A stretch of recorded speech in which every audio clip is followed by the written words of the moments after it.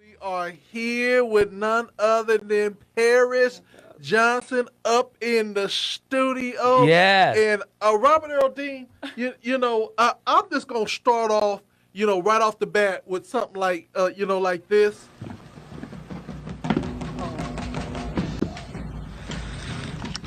What is it like to go in the paint against Paris Johnson? What is it like going in the paint against Paris Johnson?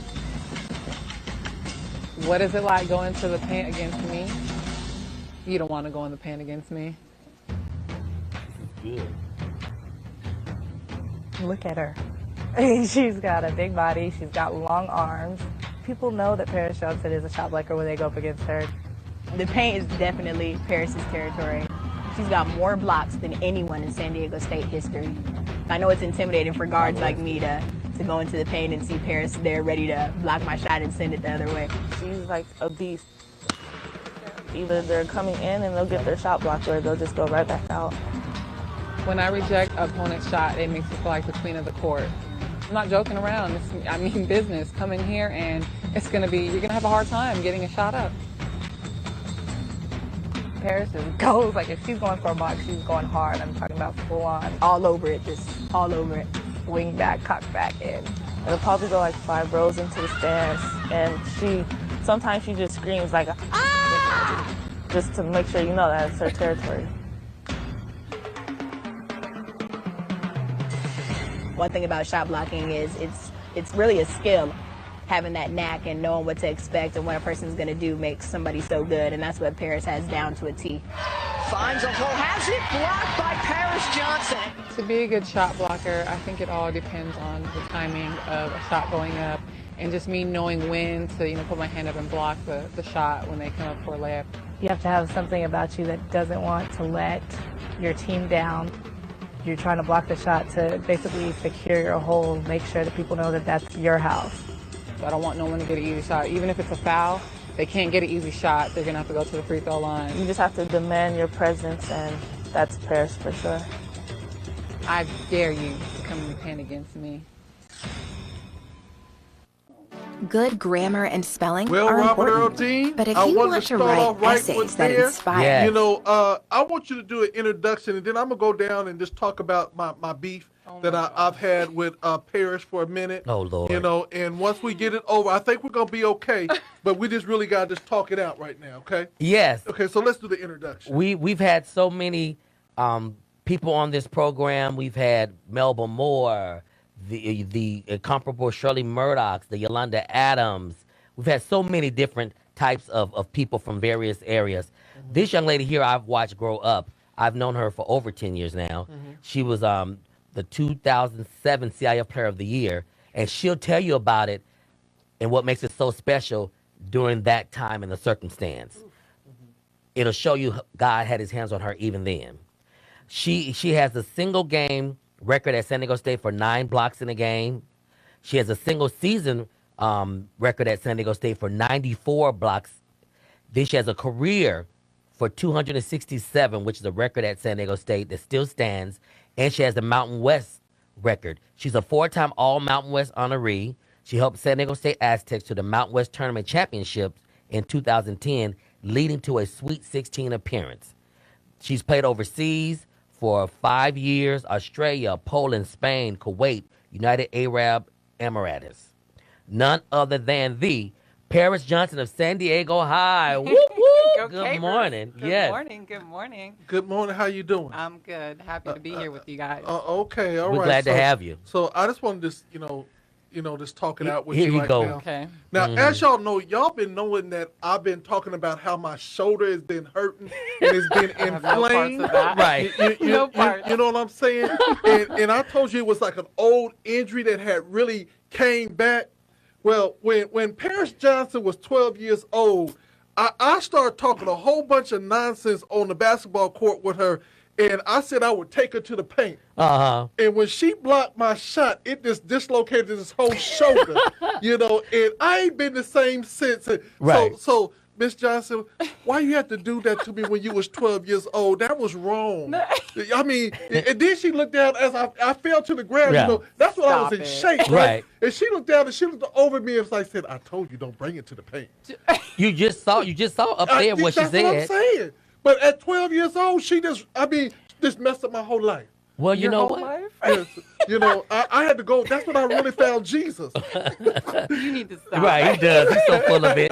He has a beef with everybody. Yeah. Every show we have. Yeah, Miss Johnson, we're Yes. so excited to have Yes, you the here, blessing. and we want you just to relax because Yes. we tell people that when you do our interview, it's time to have a good time. Yes. because this is what we do. Yes. You know what I'm saying? And we first of all want to say that we're so godly proud of you. Yes. You know, Don't start. you represent the kingdom. Yes, she you does. represent the I'm gonna need Aztecs. one, too. You represent San Diego. And Yeah. it's like, even though you got the Bay Area blood in you Yes. too, you still, She everywhere still. you go, you let folks know that's that SD up in the house. Oh, and God, give me yes. my roll tacos with guacamole. Yes. So so we're going to start off right there. Where is your favorite taco shop in San Diego? Oh, Trujillo's. Okay. Right on San Diego State campus, right Okay. across the street. Oh my goodness, that was the spot that we just would Oh, go to. yes, It's a the little one- Trujillo's is by far my favorite taco shop. Yes, Amen. and it still have people in line Yes, for it. everyone from San Diego State goes there. All the athletes, that's just where we went after games or whatnot. Trujillo's.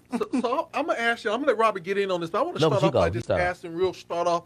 So how tall are you? I'm 6'3", 6'3" and a half. Okay, you 6'3" and a half, so you a tall, good-looking drink of water. So my question to you is, how can you be all this beautiness and cuteness and still be able to be such a baller on the court? I don't know. It's just God blessed me with everything, and even though I present the beauty, I still have that beast in me, and that's actually one of my favorite childhood movies, Beauty and the Beast. Yes. So I am beauty, but I also am the beast. Yes. Okay, so can you just give everybody? I want everybody. Y'all look at her hands. Look, can you just show them Where? the? My nails. She got and my her nails rings. did the rings. She got her San rings, Diego State. her championship rings. Yeah, and I'm like sitting up here like, need to get just done. so much a lady, but when you get on the court, even men, because my shoulder's still sore, Right. Okay. even men be like, I don't want to go in the paint with her. No. So tell me, how did you start off in the game? Oh gosh, I had been maybe 9 years old, living in Alameda, California, going to the Boys and Girls Club, and I had a best friend. Her name was Rochelle, and she kind of just took me under her wing, which is funny. I'm the tallest kid on campus, pretty much, in elementary school, and she was one of the shortest. She's a little Filipino chick, but she is my ride or die, and she introduced me to basketball, but also, my family is just a basketball family. My dad played, my mom Yes, played, my her brother mom. played, my sister played. Yes. And at that time, when I was 9 years old, I saw my brother playing basketball. I'm like, oh, I want to be just like my older brother. He's dunking. I want to dunk like him. And that just kind of fed into basketball. And I just continued to play it and grew, and it laid the foundation for my life. To tell your mom we said hi. Hey, Mom. Oh, she's her mom. but Her you mom will is later. her mom is wonderful, and she's Oh, a gosh. personality of her own. That's My why I mom said. is That's why I Yes, said. yes. I said, tell your mama hey. Right. Now, what brought you Hi, to Miss San Johnson. Diego? Now let's transition to San let's Diego. do that. I want you to scoot over a little bit because the Little bit? camera's up here, Oh, and I want to gotcha. make sure that they get to see Right. that beautiful face of yours. Right. Beautiful. Yes. Okay, let me redirect. Okay. myself. There Is that you better? Go. Yeah, that's good. Okay. That's good. There we go. Okay, let me get everybody up here. Okay, go ahead, Robert. So what transitioned you to San Diego? Ooh, that's a funky little story. Young and dumb and got in trouble. My dad sent me to San Diego pretty much. I never knew that. No one Right. really knows. Right. I wasn't a bad child, but I got into some things that I shouldn't have been doing at that age as a young lady, young kid, with boys. And he found out, wrote a love letter to one of my boyfriends at the time. What am I, in middle school? And and I got in trouble, and he shipped me off. And he was like, I can't do this, because I was living with my dad and my brother, the right. only female in the house. Right. My sister wasn't around, not for majority of the time. Right. My mom wasn't around, so he was like, "Nah, I'm not about to do this. I'm gonna go back with your mom, and she gonna deal with it." And I was like, well, that was the end of that, and shipped off and started high school in San Diego at San Diego High. She where it walked on. started. I, Walked I on heard. I heard the campus. story. She walked on campus. This tall freshman. Some people that worked there told me that this tall freshman came in, I remember kind of that day. shy in her own way, and when she got introduced to Goofy the one and looking. only Marlon Wells, That's not what I heard. No, he didn't introduce. I walked past his office. I remember it so Really? clearly. Yes, I don't know. It was after school. Walked around behind the gym. Yes. Walked towards like I was trying to get to the front. You know, The I back don't know. door, It's right. like the first day or whatnot. that school was and made that- fun of. Yeah. Mhm. The door was open and I walked past and he called me or said something I can't remember, but he was sitting in there and Sharday Houston was sitting in there and I walked in and I was like, I just didn't know. I'm a freshman. I'm Right. new to San Diego. Right. I'm new to high school. I'm scared and just goofy looking, and that's when it kind of started. He was like, "Well, do you play basketball? Do you want to play for us?" Right. And I'm like, yeah." So that's where it The took off. y'all, the Sharday Houston, who had the state record over Cheryl Miller's state record in scoring. She played for UConn and yeah. won a national championship, and then she was with Phoenix, and they won a world championship in basketball. Yeah. And she's an entrepreneur, her own jewelry line, clothing line. Sharday is somebody. Well, you know, I heard it totally different about how she was discovered. Now, Oh, I heard that let me she hear that I heard story. that she walked on campus, and all of a sudden when the coach saw her, it was almost like the heavens opened Okay. and a light shined down on her, and he said, "I see our future." That's what I heard. well, you're probably right Yeah, in a yeah. way because she was a freshman and Sharday was leaving. Yeah, Sharday was a senior. See, so it was a changing of guards. Okay. So let me ask you this question. You come to San Diego from Oaktown. Uh-huh. You know what I'm saying? You know, now you know it's two different. You know, Oaktown got Wow. more black culture. Wow. Yes. You know, than we have out there. Yes. So let's talk about the cultural shock when you came to San Diego, and then I'm gonna say who was the first guy that caught your attention? Oh my gosh. Don't start off with that. Oh God. Oh no. Lord help me.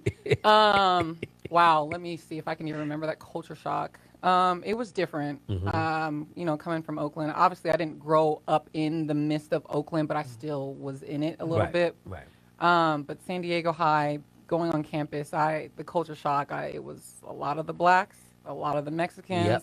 I've witnessed riots on campus between the two. Yep. And then I got introduced to gangs, and I saw it around, not really introduced, but I heard about it Right. and saw people that were in it and didn't really fully understand. I'm a freshman. But the first dude that caught my eye, I think I caught his eye. Like, he noticed me first. I didn't notice him. But one of the most popular dudes in high school, and what am I, a freshman? He's dating the most popular girl, cheerleader, pretty. I don't think I'm pretty at the time. I'm just growing into my own. I'm young. I Right. mean, in middle school and high school, I didn't feel like I looked good. I was chunky, fat cheeks. I looked like a boy. My hair was always messed up. And then I just grew into, you know, my heights and slimmed out. And I was just, I guess people started to notice me. I didn't notice them noticing me. Right. But it was Antoine Hollingsworth. Go on, Antoine. you saw that diamond. But you know what's so funny? The culture that she walked into, San Diego High's basketball program, women, was one of the best in the country. Yeah, I didn't know that. So she didn't know it. So she's coming into a culture that was already established with the Sharday Houston averaging like almost 40 or 50 points a game. So she walked into something that's like, she didn't have time to do nothing really. In that program, they were playing pretty much year around because they were one of the more popular teams. Okay. So you're here now in San Diego. You get connected with the coach. Let's talk about your career at San Diego High School. Yes. And just, you know, the nurturing pieces, the pieces that caused you to struggle. And if you were to give an award of good job, which two teachers would get that award? Oh my in your life? goodness. Okay, let me start off with the culture and the upbringing of Marlon Wells. Yes. Oh my goodness. This Yes. guy has done so much for me. He's instilled so much in me, more like just competition and determination and hard work, all the ethics of playing a sport. I grew up playing different sports, and when I got to San Diego High, basketball became my main sport. I played volleyball. I played softball. I tried tennis. I did a little bit of swimming. Wow. I did a lot of stuff when I was young. My Wow. dad kept me active. But once I got there, I just like, okay, I know basketball is my thing. I can get a scholarship and go to college. And I didn't know any of that until I got under Marlon. You know, he talked to me about it. So I appreciate everything that he's done for me because he has been a solid rock in that high school career. Yes. Definitely was everything to me. Another dad, another uncle, just somebody that I can lean on that would take care of me because I was new at the time. And man, where I get it, the blood in my veins with basketball, my competitiveness and everything, I will chalk that all up to him for the high school career, but obviously after high school. So I definitely just want to shout him out because I appreciate everything he's done because he's done some amazing things in my life. And just being on a team with those ladies, and it was a grind. It was a grind. Yes. There was plenty of time. My freshman year, I've probably cried so many times on the court because it was hard. It was hard. Very competitive program. Very, very, very hard. I mean, if I could go back in time, and I would say this is close to college. I agree. It was close to a college team. I mean, with the running, the practices, the workouts, it was tough, and that's what he prepared me for. Exactly. He prepared me for college, and I'm so thankful for and appreciative. So the next question, the two teachers, honestly, I'm going to say the principal at the time when I was going to Leeds, Juicy. Oh, yes. Scott Juicy. Scott Juicy. Wonderful, man. He's over the goodness. CIFPE now. Yeah. And then Guzik.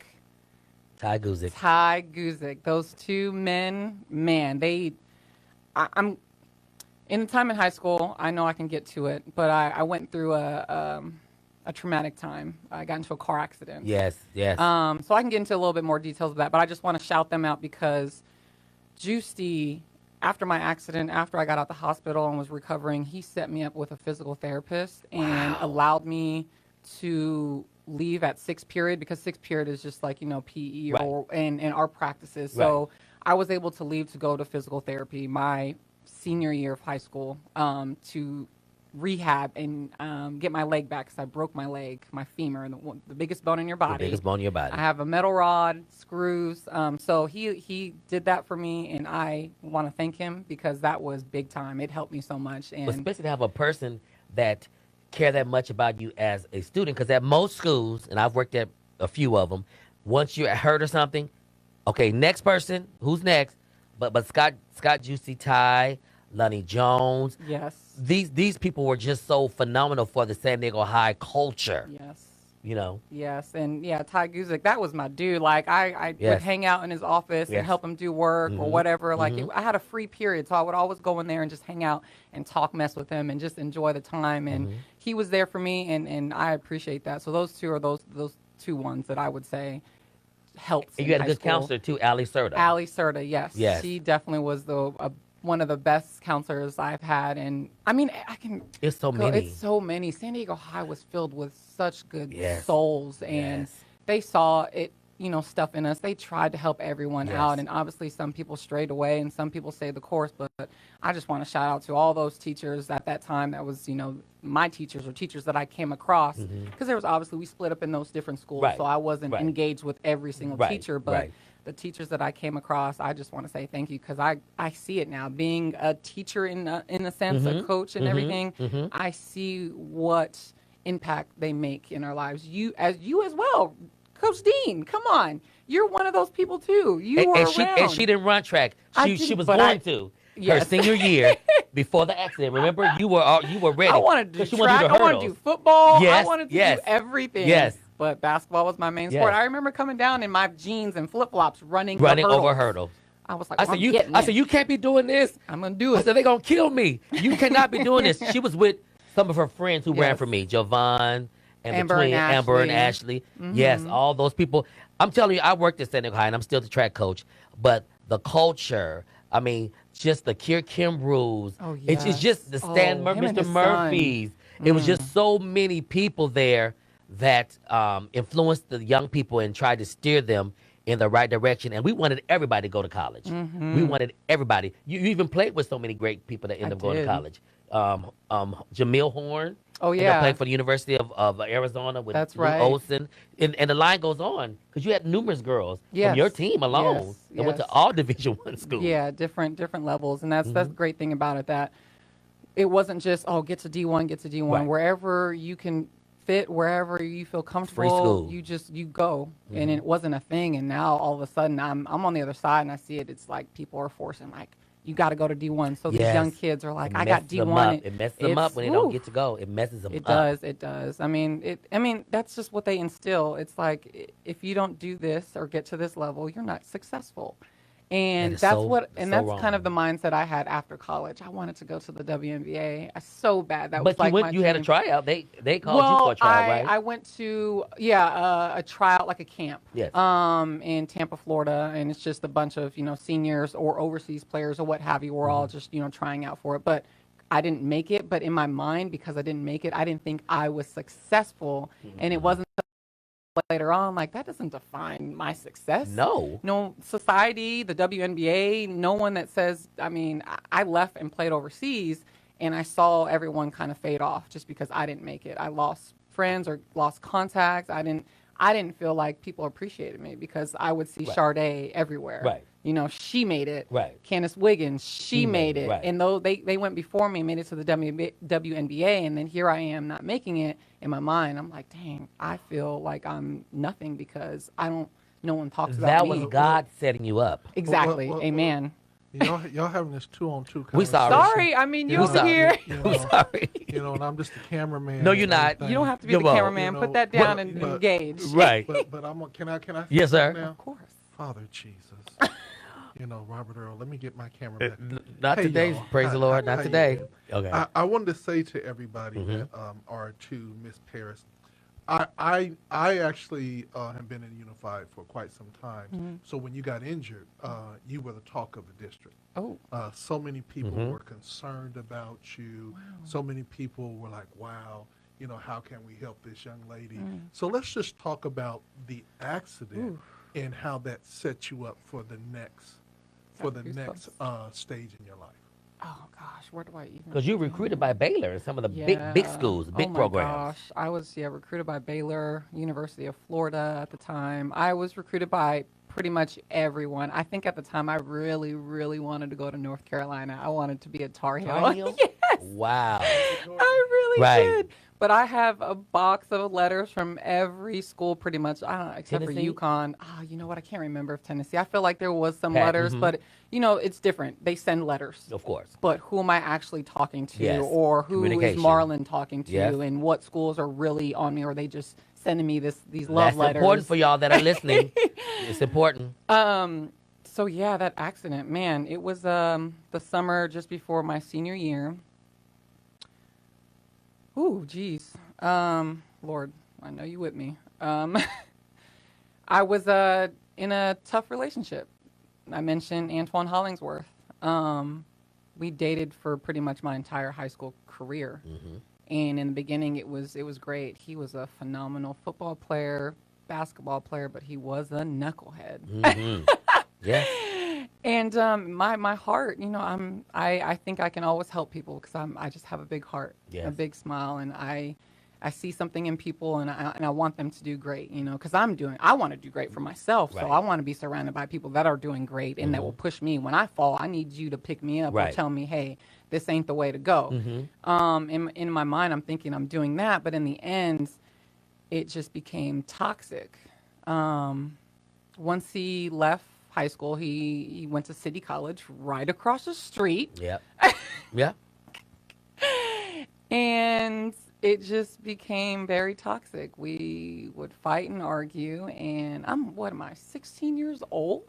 Right. And I'm dealing with this, and he would check in all the time. What boys you talking to at school, and you see the pattern. Who are you hanging around with? It's a pattern. And it got very toxic to the point. In my mind, obviously I don't see it. I'm still young. I can't really, I know it doesn't feel good, but I feel so trapped and engulfed in it. Yes. Because he was pretty much my first boyfriend when I got to San Diego. Granted, dated around or whatnot, but steady relationship, serious, that everybody knew it was me and him. Woo-wee. Okay, so fast forward to the actual accident. It was July 4th. It was a morning. I think I was getting ready I wanted to break up with him. And I think I called. I'm in the house. It's probably like 7 in the morning or something. And I called and told him, I'm like, I can't do this anymore. I don't want to be with you. I'm getting ready to do great things. Obviously, I'm not saying that, but at the time, like I am. Yes. I'm Oh, yes. going into a senior year. Yes. I'm going into my summer of AAU, and that summer is Very important. huge. It is so important for recruitment. That was my focus. I wanted to focus on myself and basketball because I've done, not just me, my family did so much for Antoine. Yes. He moved in with me Yes. at some point in time because he got kicked out of his house. And we took him in to help, all right, what you need. Okay. We were getting up, going to school together at the same time. But once he left, then he moved out, and it was a lot. So that morning I was like, okay, enough's enough. And I wanted to get out of it. And it became an argument and, verbal words. And then he was talking just nonsense, just crazy. And at that time, I think I had figured out that he was a pimp. Yep.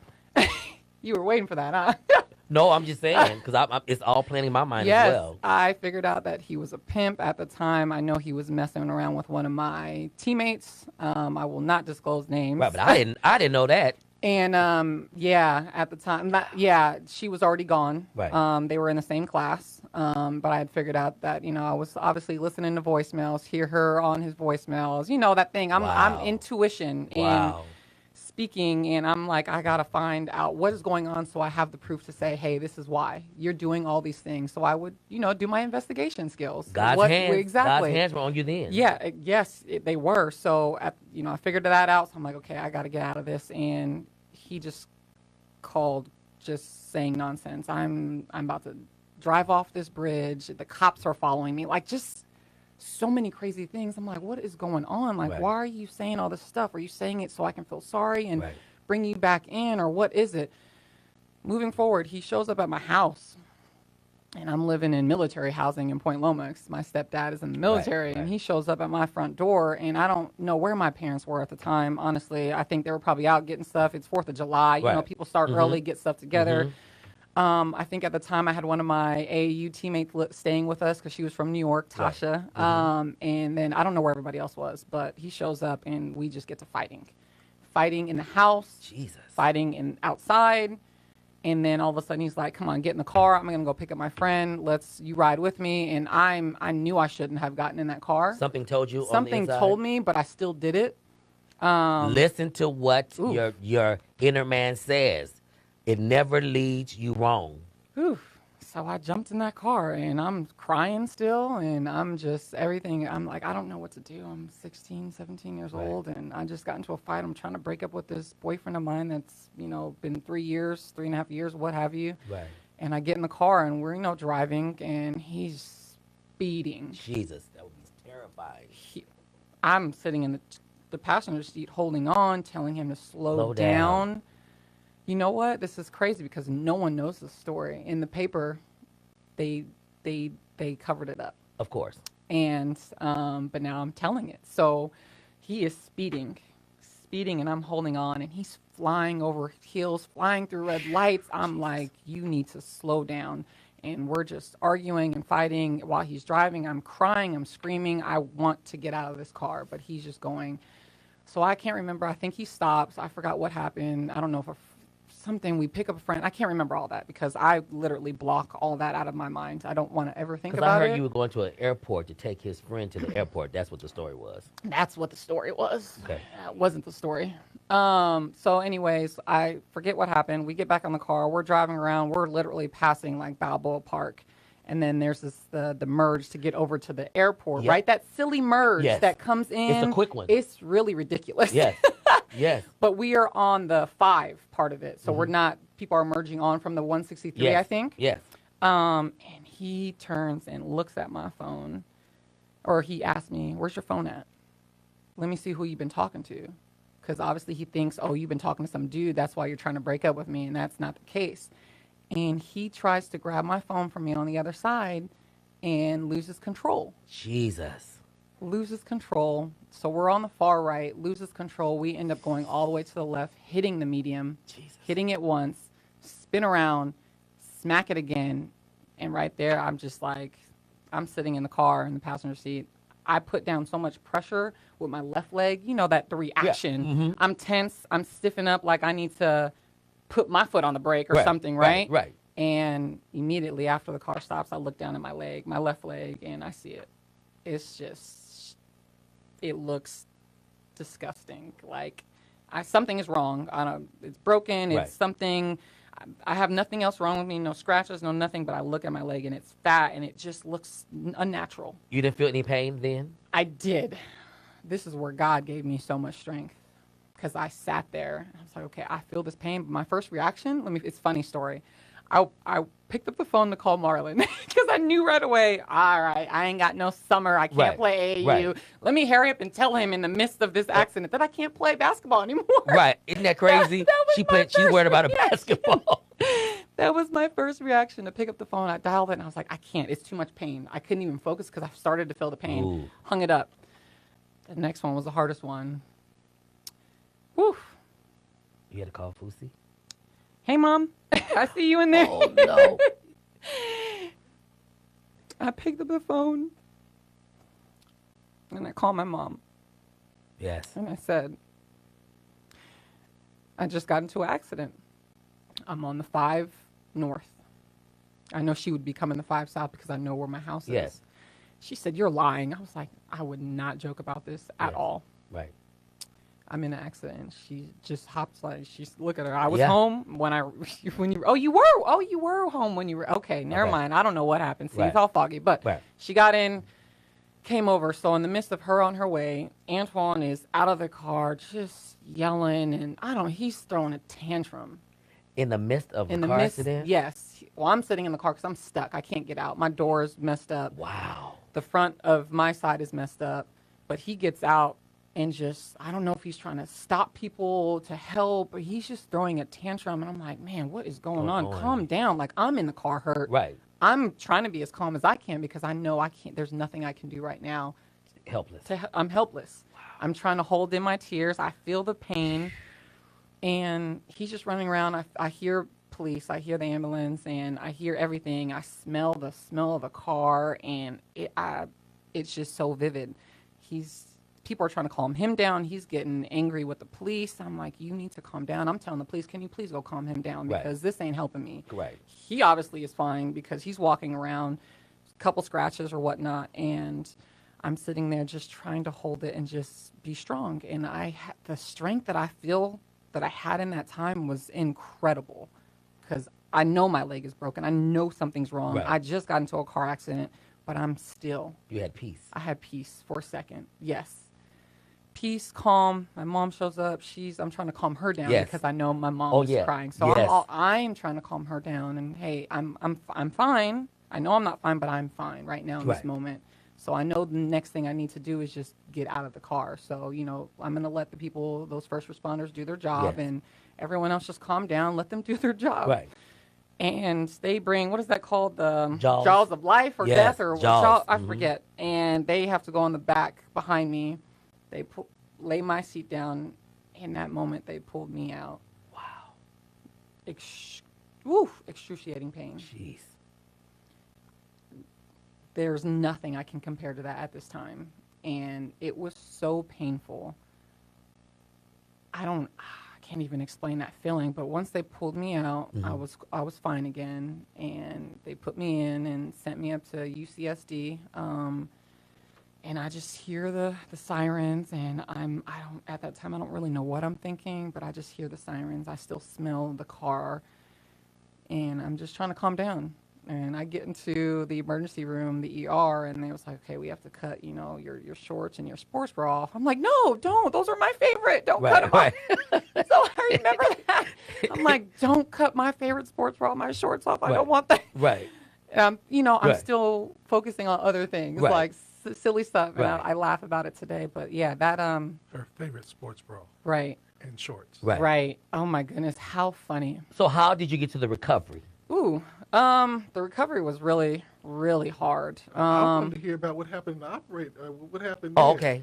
Yeah, so I didn't go straight into the operating room. They couldn't operate on me, if I can remember right. I'm probably, yes, I think that's what it was. It was too swollen, too much blood, I think was in it. I was bleeding internally. they had to prop me up and screw some holes in my knee and like stick some kind of contraption so I'm sleeping in the bed with it held up in space. Yeah, so they put it back in place, and I felt that was painful, and then stabilized it and for the night, and the next day I went into surgery, and they did that. So that was a very hard recovery. It was a shock of the town because I was up there that summer, and I want to hear your take on it. We were hearing everybody, talk about Paris being in an accident, and I was like, "What? Paris is in an accident?" And I remember you came back on campus with crutches, and that's one crutch, and I remember because everybody was like, "Will she be able to play again?" And it was just so much speculation. Oh, so much. And talk even throughout San Diego because you were coming in like the number one player for the county. Oh yeah, there was a lot of talk in the community too because there was some people that wanted to do damage. Oh yeah, yeah, it was. So they wanted to. Because you know why? People don't realize it, but San Diego women's basketball is huge in the country. Well, and I think more than anything else, and I'm gonna put you guys down, and I'm gonna give it over to her and see if she can keep you guys focused in. But this is really important for you guys to get is that we're very, very proud of the young people that are a part of our city. Yes. And anytime that we see nonsense take place, people get upset. Of course, because they're like the kid that's going to help our city, that's going to help other young people it's too. It's not even that. It was just really that everybody was so proud of her and the accomplishments she did, and to have seemingly her career stop behind some nonsense. Oh my God! Had a lot of community brothers and sisters very upset. And the thing about it is that when we try to help people, young people, and things of that nature, we have to realize that there are some breaks. So, young ladies, as we move forward in this story, I really want you guys to understand, and I'm gonna say this because there's this thing called the Captain Save-A-Hole mentality, or that you think you can fix everybody. Yes. And sometimes we're so busy trying to fix others that we don't realize that when we're out of God's will, and when you're out of God's will, thinking that you're in His will or thinking that you're helping, you're actually putting yourselves in harm's way. Again, having a good heart, having a spirit of help, even for lack of words, loving somebody. Yes. There's saying that I say, I can do bad all by myself. Right. So if you don't want to be with me, then get out my way so I can do my thing. And you know what, too? As parents are listening and young people are listening to her story, you have to remember that everybody's not going to be happy for you and that everybody's not on your side that you think, because the devil sends people. The devil sends people because he comes to kill, steal, and destroy. Amen. And something told her not to go with him. That was a spirit of God even then, before she, evolved into who she is, right, in her walk. Yeah. So let's fast forward. Okay. And let's go into your recovery, what took place, and how did you handle? I remember when I got injured and how I cried about my career. Your shoulder? No, it was that actually I heard? my knee. Oh, Right. Okay. No, I'm just kidding. See, y'all, she's She now, got you back, right. See now, y'all, you see that she's admitting that she did it. Right. On the record, y'all heard it here first. I didn't admit that. And you know what's crazy? Her first game back, it was against Vista, I think. Wait a minute. You can't tell the story. We want to Slow hear. down. Oh, okay. Yeah, we want to hear Okay. her recovery, Yes. and then even the mindset of your recovery. Yes. Because everybody looking at you now is a very poised, beautiful adult woman. Well-traveled. But you're a kid. You're still I'm a in high kid. school. Yes. 16. 7. I want to say maybe 16, 17 years old. Yeah, so funny thing. I'm in the hospital trying to recover. I had 2 blood transfusions. Wow. Yes. They wouldn't release me unless I could stand up on my own without getting dizzy and everything. But every time I felt sick, dizzy, so they gave me 2 blood transfusions. Funny thing is, Antoine was at the hospital at the time, and I didn't want to see him. But my mom, she's just like me, that kind, sweetheart. She was like, just hear him out, just listen. And I'm like, all right. So fast forward, he's still sticking around a little bit to help with the recovery. After I got out of the hospital. Bless your mama's heart. Bless her heart. Bless her heart. Fusi's on here now. I want you to know my mama would have cut him so deep. You know, but Oh, anyway, I'm sure she wanted to. I know she wanted to, but her you mom know. is a special. Yeah, She's no, my special. mom was saved, but she said try Jesus, but don't try her. Ooh, She would that's have a did good some one. Right.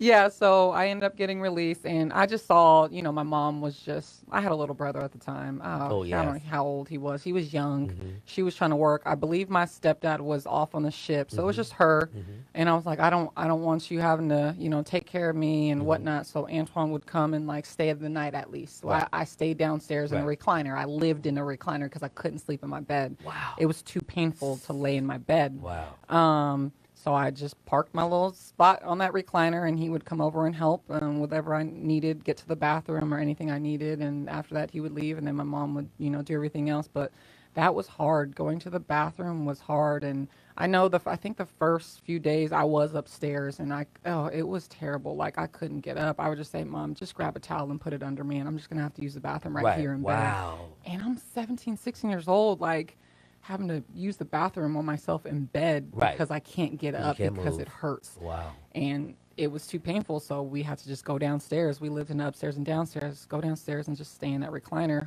So the recovery was pretty tough. I was so depressed.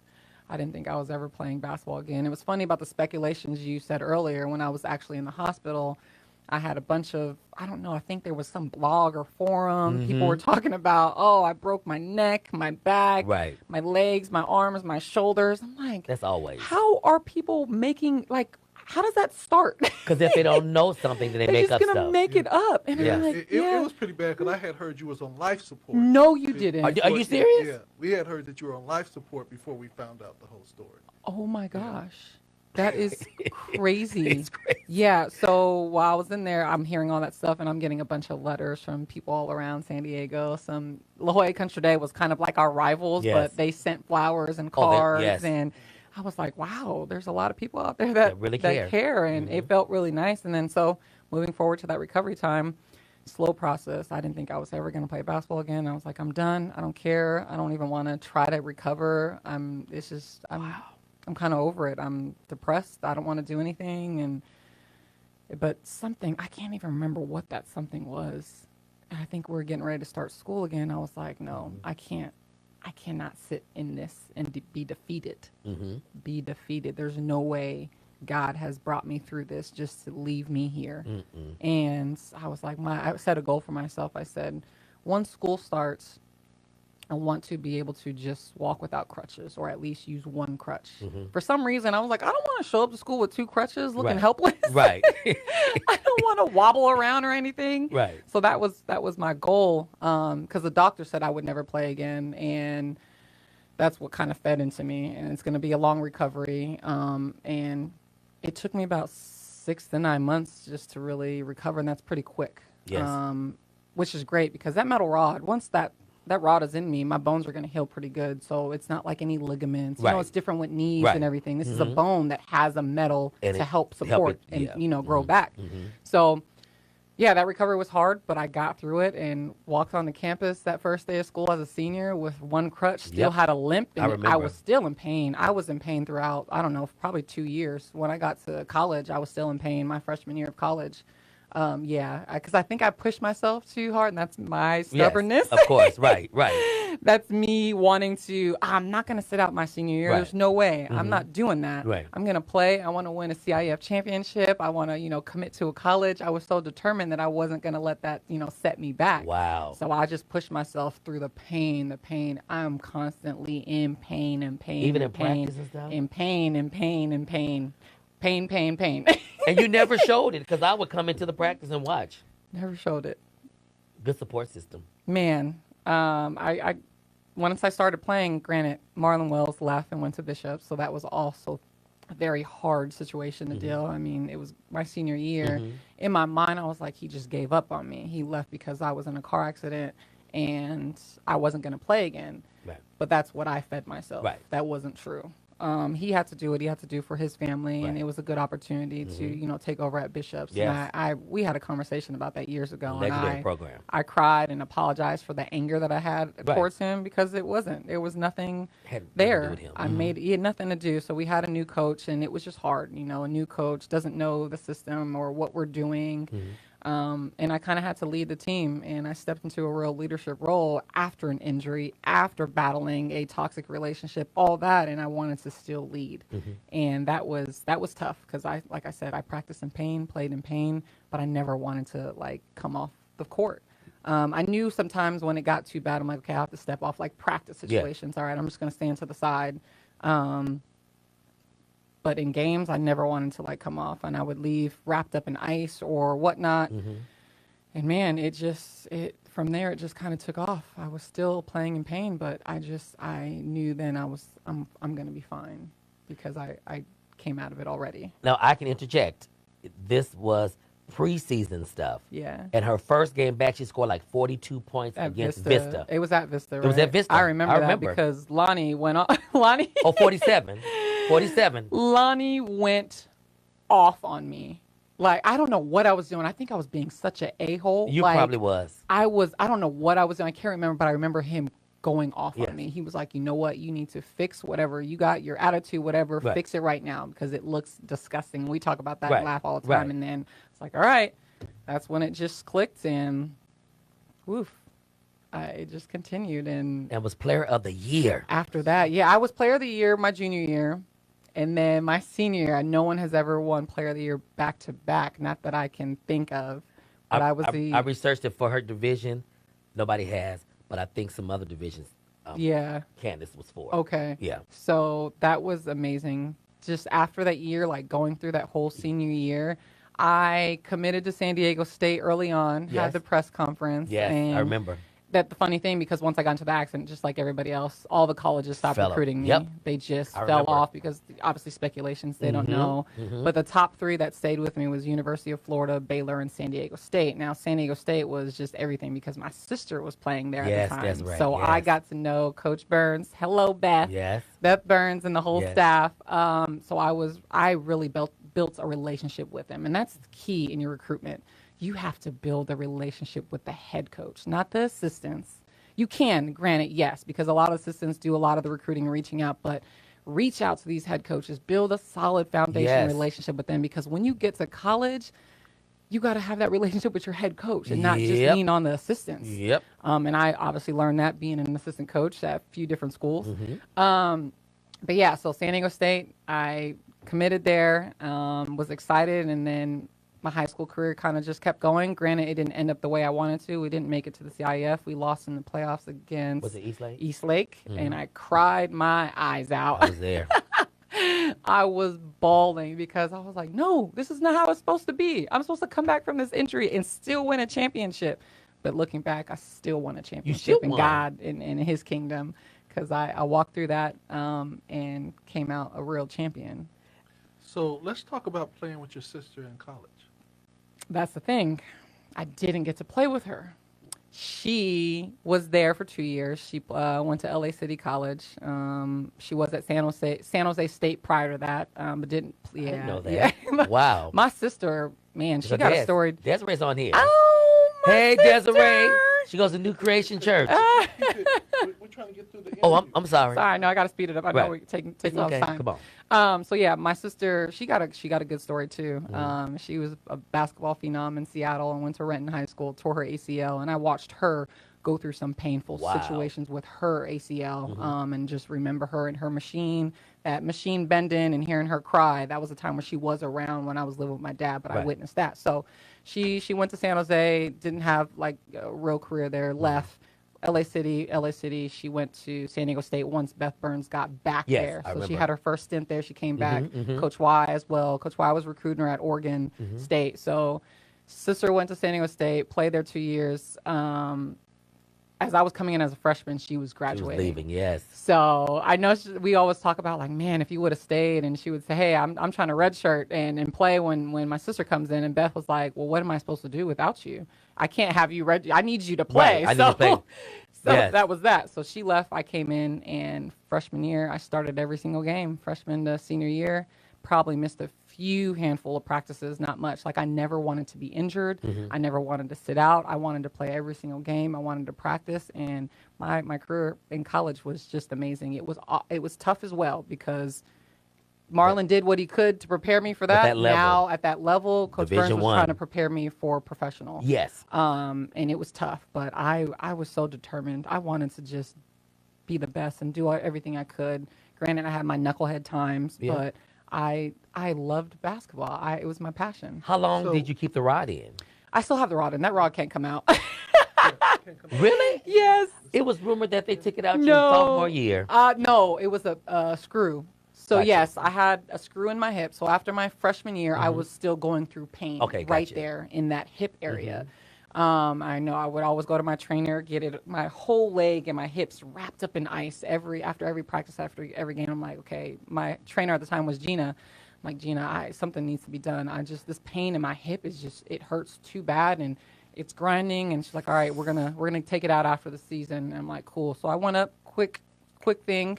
They pulled it out. It was huge. It might have been, I should have brought it. I don't even know where my stuff is at, Right. but it was probably that big. And I think it was just grinding Yes. against something that was making it painful. Ooh. So they took that out and pretty much it helped for majority of the time. But I still have a screw in my knee in that rod. So it still kind of acts up sometimes. When I stop working out and when I try to go back into working out, I don't have a level 1. I only have a level 10. So I go in working out hard and I overexert my leg and it starts to hurt. My knee starts to hurt. So yeah, that thing's still in there. So, is it true, and I just want to, just for the record, that the movie Love and Basketball was really your life story? Was it?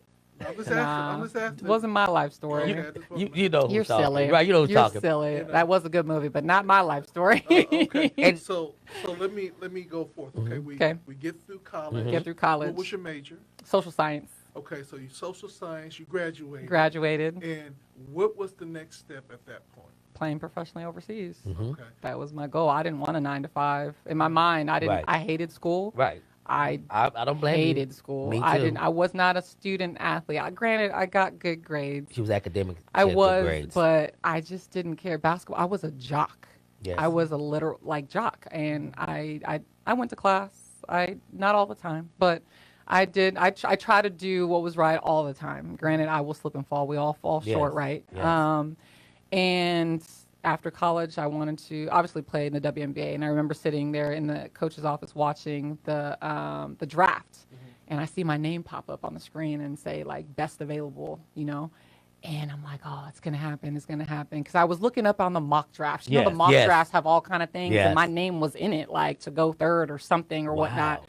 So I'm getting excited because I see this stuff, Right. and obviously I didn't get picked up by a team, and I ran out of the office and ran to the bathroom and just bawled and started crying. And then I was like, you know what? It's okay. I can still have a career. I can go overseas and play. I hear They make more over money there anyway. yeah, they make right. more money over there, you guys. I hear they make more money. So that's what I did. I signed with an agent. I went down to the tryouts for the WNBA, but also there's agents there, so you can sit down and talk to the agents or whatnot, or try to fill out for who they are and sign with someone. So I ended up signing with Sports International Group and started my career. My first team was in Poland, Gorzów Wikopolski. I know I'm butchering that, but that was my first year in Poland, and it was a culture shock. Really? My coach barely spoke English. But you love those Polish sausages. All that Polish food, pierogies. Oh my gosh, all their food is just amazing. But yeah, it was a culture shock, and it was just a shock for me as a player because I come, college. right. I'm one of the tallest, biggest, athletic players. And when I got overseas playing professional, I'm like, oh, I'm one of the smallest post Really? players. Yes, I was one of the smallest. I'm like literally like skinny and tall, but they had some tall, big. Some Medusa. Yes. Big boned folks. What'd you say? Big boned folks. Yes. Yes. So I was like, oh gosh, I had a tough time my first year overseas, but I got through it just like everything else. I struggled with the language or just playing. My coach would be yelling at me in Polish, and I'm like, I don't understand, but you're coming on me super hard than anyone else. But so it's not nice. Because you're from the U.S. Whenever you're a U.S. person in any sport, they expect this high level of everything. We had probably about 4 Americans at the time. Did you know them before? No, not before. One of them I got really close with, Allie Smalley. She played at Auburn. Wow. Yeah, That's a and reputable school. There were so many. Not Shoma. Oh my gosh, I'm forgetting her name right now. But anyways, there was one chick that was from Sweden that I was really cool with. Then Allie. So we had our crew, and it was really nice. But it was still a struggle, just because we were all trying to transition. It was me and Allie's first year. Me and Allie, prior to that, knew each other because we played in Dubai and for a tournament. So me and her knew each other prior to that. So that was really cool that me and her both. Yes. But it's because we were both signed with the same agency. Okay, gotcha. So they sent us there together, which was really dope. But yeah, that from there it just kept going. I left, and then it's like a cycle. I come back, work out, I go back over, try a new school, a new team, new country, and it's kind of the same thing. Some of it's hard, some of it's great. How was Spain?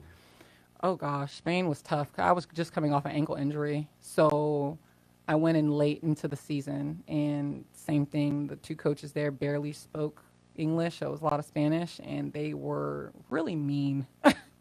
They were really mean because I remember I asked the question because I saw everyone drop on the floor and do push-ups. And I'm like, what happened? I would just want to know what happened. And he was like, what are you doing? Stop asking questions. Go to the locker room. I'm kicking you out of practice. I'm like, I was just asking a question why we were doing push-ups. And I'm not disrespectful to anybody. Right. I'm not about to disrespect coaches or anything like that. I may have an attitude sometimes, my body language, but I'm not verbally saying anything disrespectful because I wasn't raised like that. Right. So that shocked me. He just sent me and kicked me out of practice just before practice started, and I was fed up. I went on Twitter and started talking all kind of crap, and my agent was like, take that down, don't do that. You were frustrated. I was so frustrated. So the emotions, the flesh came out of me, not the spirit. But yeah, my career overseas was great. Okay, so Desiree, is that your sister? That is my sister. Okay, and she goes to New Creation? Yes, her and her husband and family, yes. Okay, and that's Not her husband. Well, okay.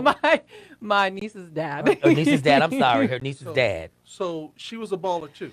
Yeah. So New Creation, no, but you're at The Rock, right? Yeah, I was going to New Creation for a little bit, and then I got introduced to The Rock. I had went to The Rock a few times when I was in college, but then I really got introduced to The Rock when a boyfriend at the time or someone I was dating was like, hey, come to church with me. And I was like, excuse me? Which was a setup by God. Excuse me? It got her there. I have never had a guy I was seeing or dating ever say that to me. And he gave me a Bible. Up. Right then, I knew. Ooh, you was like, Jesus. Hallelujah. Is this my Boaz? That was God setting her up, y'all. We get to the good stuff. So this is what, okay, so are you currently or have you had a successful positive relationship? No. No, I'm Okay. just kidding. Right. Maybe that one a little bit. It was it was more so positive than anything. In the end, I think he was just going through his own stuff. He was trying to get back into the NFL, and I think there was just other stuff that I didn't know that he probably wasn't talking about, but he told me there just wasn't any spark. And I'm like, well, we've been doing this for a while. I think you were just leading me on because I never asked you to pay for things. I can pay for stuff or whatnot, or I don't like going out to clubs. Every now and then I'll go with him, be in VIP with bottles and stuff, but that's just not me. But every now and then I would, but we just kind of drifted off apart. I guess that's what it really was. But that was fairly positive in a sense. So you're single right now? I am single. Okay. And she's Single. saved. Ain't dating no one, nothing. I am single as they come. Okay. All right. Y'all know I do the setup. We'll talk about that later. Yes. Okay. So, Ms. Pierce. Yes. We're here now. We've talked about your career. We've talked about the tragedy, the love, love, joy, and pain. Yes. Now let's talk about how you were introduced and you built this relationship where you're it's at. my now. favorite. Oh, yes. Ooh. So as I mentioned, I got introduced to The Rock. I went to the City Heights campus one day. I believe it was April 29th, if I can remember. And they were playing a song, and you're so good to me. You're a good father. And I just broke down in worship and was just crying, and I felt that spirit so deep. And as the sermon went on, it was talking directly to me. When you go in and yes. oh yeah, God, you're Oh, speaking yes. dirt. No one else. This is not for anyone else But me. y'all. This is for me. Yes. Okay, so quiet. It's Yes. for me. I need to listen. So he was going in. The pastor was talking about your rear view mirror. Who are you looking at? Who's your passenger? And at that time, I was at San Diego State as a video coordinator, ran the social media. So I went back to my alma mater and was on Which staff is after super I cool. left playing professionally, and that was Yes. my first job. Wow. That was a hard transition. So my first year, I was stressed out, depressed. I'm trying to like learn what it is to do in the college, Right. staff, and going to a school that I helped build, Yes. and kind of getting in it. I'm like, what happened? Where was the disconnect? Why aren't we a great team? So being under the staff, trying to learn it, I was just stressed out all the time because I'm learning something completely different, and I'm around people that wasn't as positive as I was at the time. But then I started to become negative, and I started to change into someone that I wasn't. I'm like, I don't like this person I'm turning into. I don't want to be like this. So after that year, season ended. That's when I went to the Rock, and I rededicated my life to Christ, and I was like, hey, I'm going to be the most positive person on staff or with the lit girls. I knew I couldn't do anything because I wasn't a coach, so I couldn't get on and coach Right, them. right. I couldn't do anything, so I was like, what can I do to help? I could be positive. I Right. can shower you with love Yes. or encouragement all the time, and I gave my name, what was that?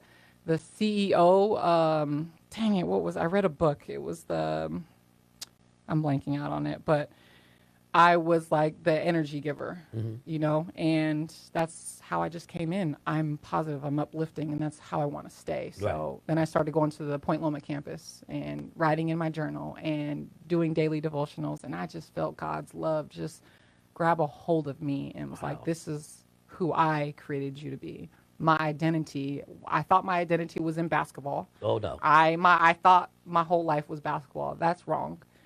Then my identity, okay, I'm on staff, but I need to figure out how I can be on staff but still relate to the girls. So I'm changing who I am. Right. I'm one way with the staff, I'm one with the others. That's not my identity. That's not who I am. I need to be consistent in everything I do. Right.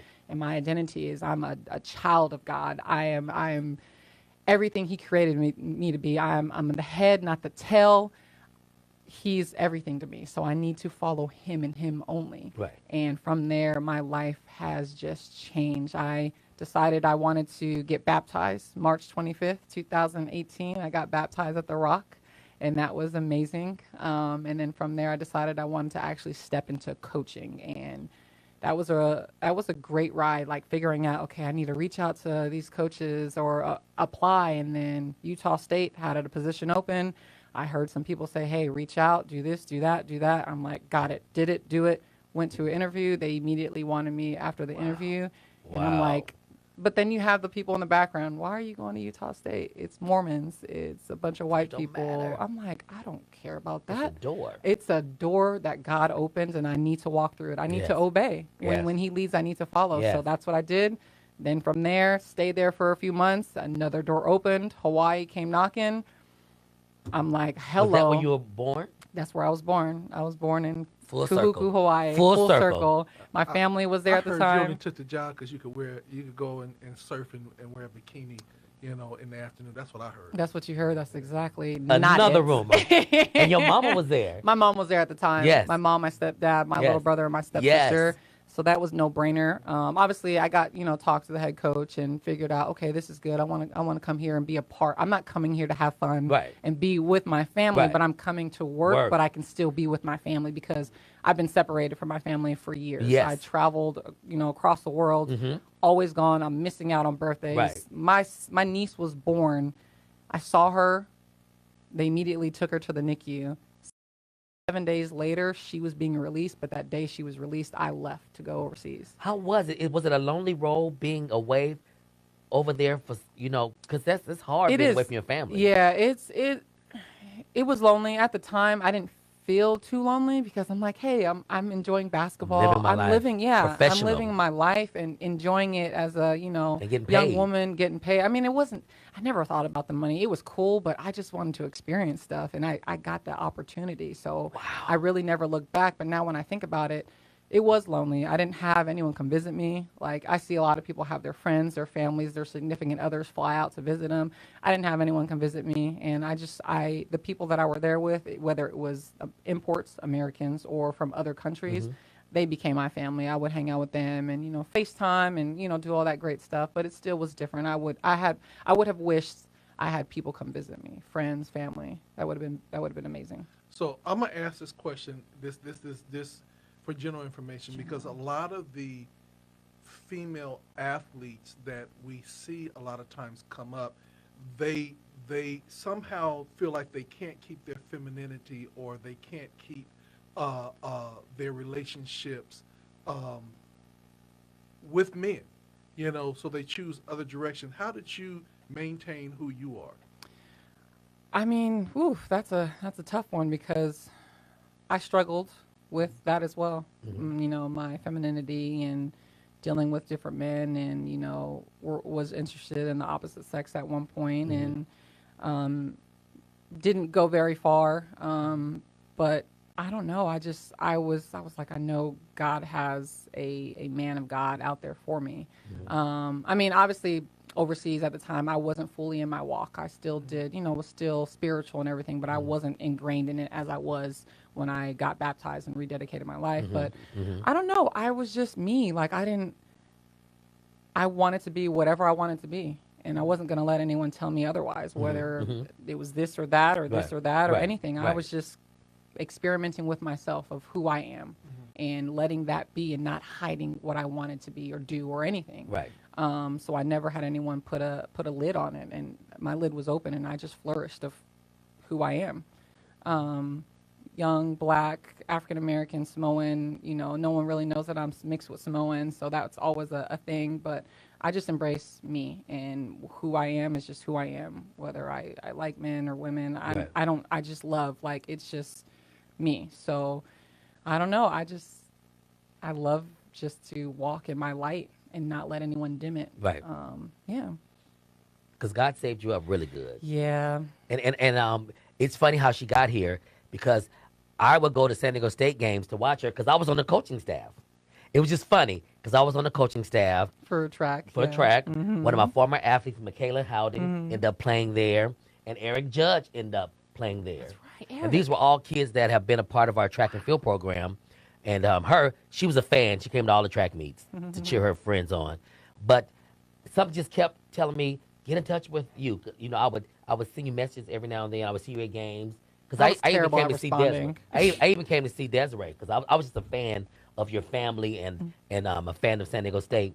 And something just told me recently to call you or something. Did I call you or did I text you? I feel like you text me. I text you. You text me, and I and called you. It was the right moment at the right time. Everything about it. I was out here visiting, so I stepped away from coaching at the University of Hawaii, and that was a huge step of faith. And that was tough. That was honestly tough. It wasn't during COVID. God shut everything down, and He allowed me to really be in His presence and really reflect and take inventory on my life.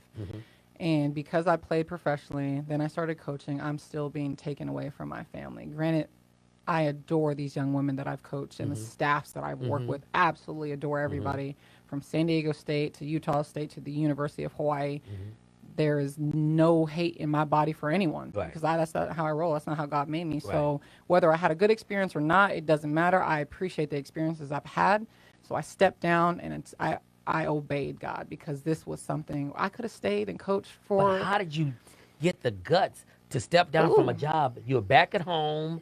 This is the University of Hawaii, whose program is starting to build and get better. Yeah. And how did you just step away? That takes a lot. It takes a lot. I had gotten sick like for 2 weeks, and it wasn't COVID. I was like, I have allergies. Right. And every time we went to go get tested and they stick that swab up your nose, my nose would get irritated, and I would literally leave and start sneezing. I'm like, dang, my allergies are acting up. Right. So then my allergies, I haven't been sick in a very, very long time. So this is how I knew God was trying to shake something up.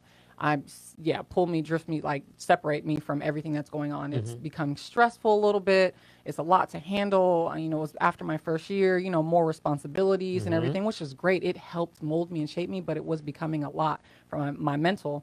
And that 2 weeks, I was sick with allergies. And I'm like, okay, I need to just stop and just rest. And this was like the first time I could actually rest, breathe, and listen to Him clearly.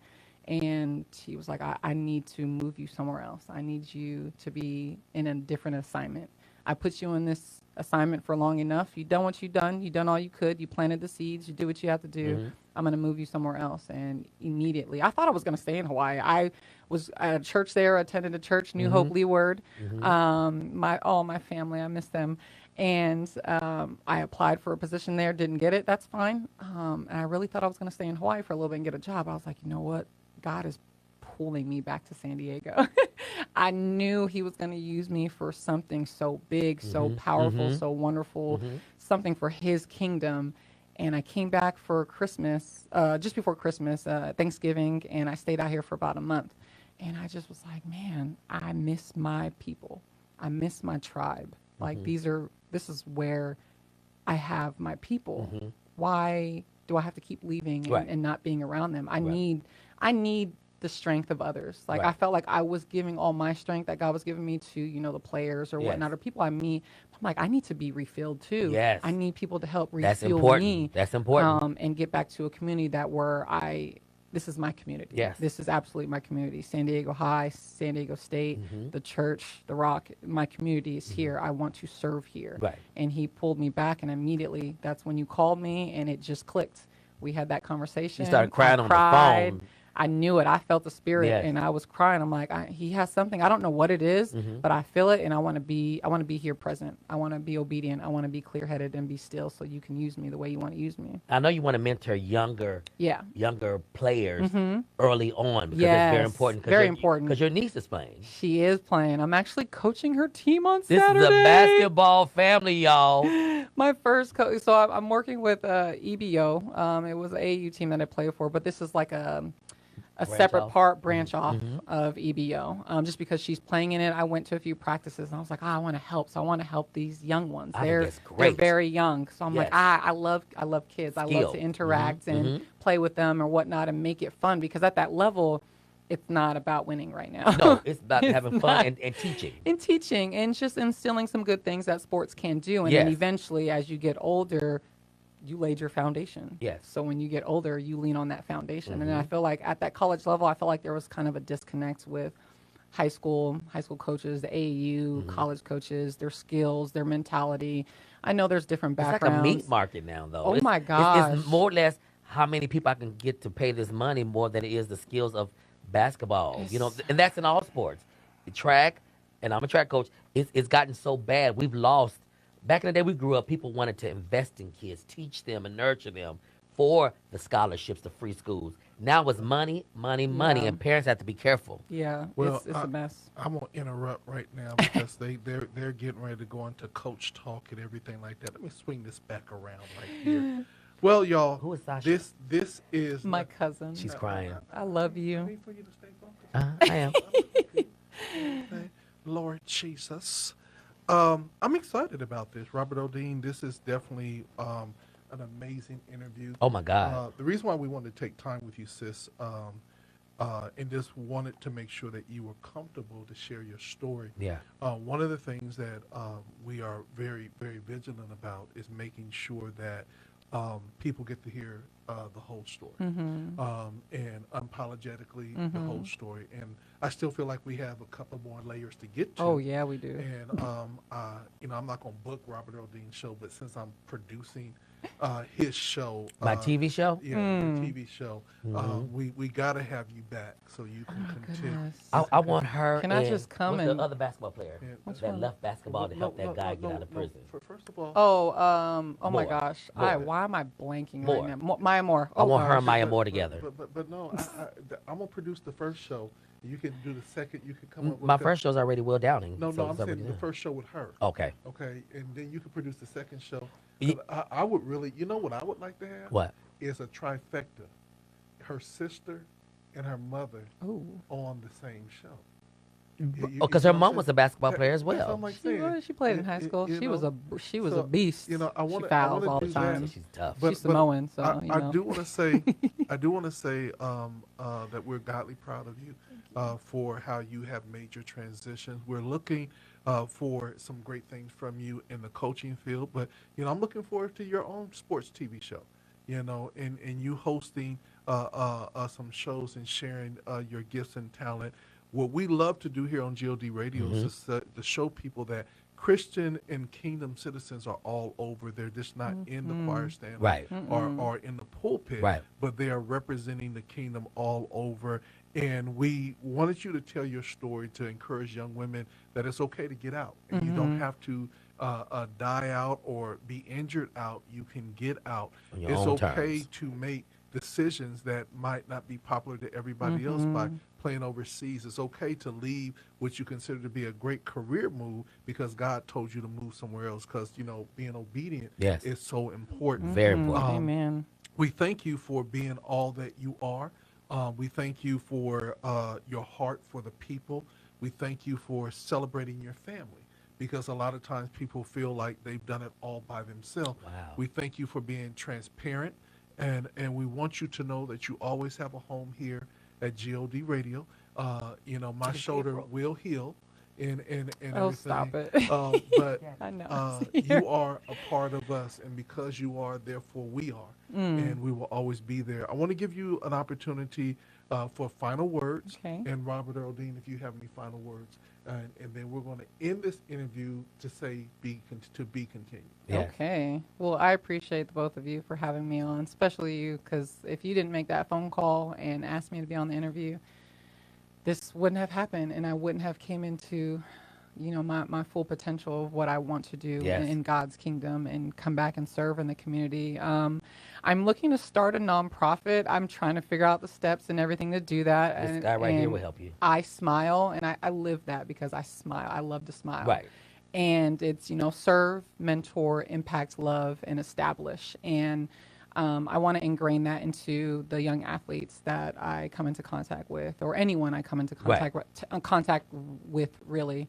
But obviously, my passion is to mentor the youth because it is very important. High school, I had a rough high school, life Right. dealing with a relationship, and that happens. And I want to help people get out of those situations, and use sports or church or anything else to be that foundation to get out of it. Domestic violence is high. Him and I both work for school district, San Diego Unified. People be amazed at how big domestic violence is in high school. Right, that's- where kids, young ladies don't even tell their parents. No, And the guys don't tell their parents that the No. girl's beating them up. It's real, y'all. Parents. very real. It's real. So Very you're, real. you're coming in a good time, and God is time. Yeah. You're coming in at a good time to make a difference and to help develop esteem, because the devil will have you thinking that you're not anything, and he'll have you looking for love in all the wrong places. All the wrong And all the places. wrong faces. Oh my goodness, that's the story of my life. I was searching for love in the wrong places, but when I found God, He's the love of my life. And Yes. oh gosh, I absolutely adore it. And so yes, I'm deciding to start a nonprofit, trying to get into some training. I'm looking at coaching in high school as well. I know Lincoln High has a position open. Oh, I can help I you know with that one. Bishop has a position open. I'm going to reach out to Andrea Bird at San Diego High to see if there's a position open. A lot of people are telling me there's positions open. Granted, I don't want to be a head coach. Right. I would love to just help. I want Right. to be that mentor on the Yes. side, to pull them aside, talk to them, It's have important. intimate relationships and conversations. I don't want to be fully Right. engraved in the coaching because I know that's more powerful on the outside Yes. of the court as Yes. well. But I do have a lot to give on the court, so that is some of the things I'm looking to do. So I'm gonna go ahead and speak this right now. Speak it. For all of you high school coaches and teams that are looking for a great motivator, also someone that can do some impromptu practices for you to educate and motivate your team. Her nonprofit will be in effect very, very soon, and we will then make sure that we can go ahead and get funding so that that it won't be a burden financially for you to have her visit. This, you're seeing the reason why God had her go worldwide is so that she Yes. can continue the worldwide effort. Yes. So we know that she is based here in San Diego, but God is getting ready to take her all over the country just to spread this spirit of love and this spirit of just success and the right attitude. So we San Diegans, how do we do it? We support our own. Yes. And we push them to the 9th degree, Yes. the 10th degree, the 11th degree. And so we're going to stand with you, my sister, and we want to see this go to the next level. I know I got a little cousin that is playing for Hoover and is doing extremely well. Colleges are looking at him. And we just want awesome. to just really be just truthful with our young people. But, like I said, if you've done it before, it can be done again. And this young lady right here just basically said, look, I represent the Cavers. I Yes. represent San Diego State. I represent my Samoan culture. Yes. I represent my African American culture. Yes. I represent Oaktown, Hawaii, Yes. and everywhere I go. The Yes. main thing I represent is the kingdom. Hello, That's come Jesus through. Christ. And so I want to thank you once again, and Yes. thank your family for tuning in. Yes, I'm Miss Fusi, we love you. Desiree, I love you. Really excited to try to get all of you guys and young, beautiful people together so that people can see and hear you. Ladies and gentlemen, you have listened to a up-close and personal interview with Miss Paris Johnson. Yes. You know that the name itself, Paris, meant to let you know that she was going to be international. Right. Oh, That. stop And it. we want to thank God for Mr. Robert Earl Dean for his Yes. heart.